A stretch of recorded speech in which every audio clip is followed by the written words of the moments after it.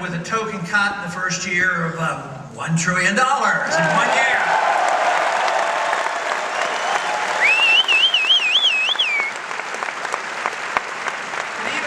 System of government in the last 40, 50, 60 years has conditioned so many to be so dependent on government, and some are tragically dependent on government. When you think of the elderly dependent on medical care and the children dependent on medical care, I don't believe that is the place where you start to cut. You don't start to cut on the food stamp program because the conditions have been created by bad government.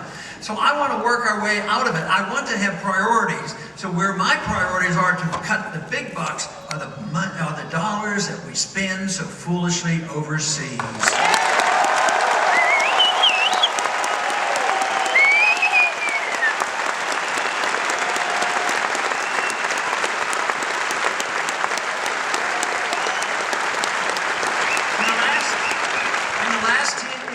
Our national debt had an additional $4 trillion added to it just for the spending overseas. Just think if we would have had those strict constitutionalists that I long for in Washington, where we would only go to war with a declaration of war and no other way.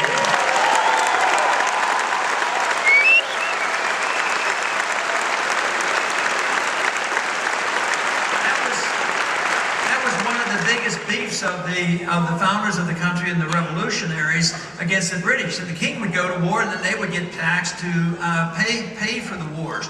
So we need to go to war only if there's a declaration. If there's a need to it and to defend this country, we should declare the war as we did in World War II. Go fight and win it and just come home. That's what we need to do.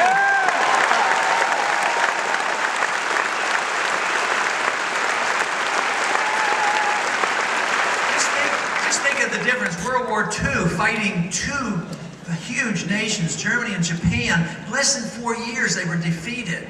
And yet here we are, we're in Afghanistan, and believe it, we're not out of Iraq yet, I'll tell you. We're in a mess in there, looking to go into Syria and Iran. It's just constant. But we've been doing this for 10 years. It makes no sense whatsoever, but if we had only gone with a declaration of war, we wouldn't have gone into these wars since, it's Korea, Vietnam, and everything since been gone basically by the executive branch. So, if you decide that I'm going to be an executive branch, I will not go to war without a proper directive from the people and the U.S. Congress.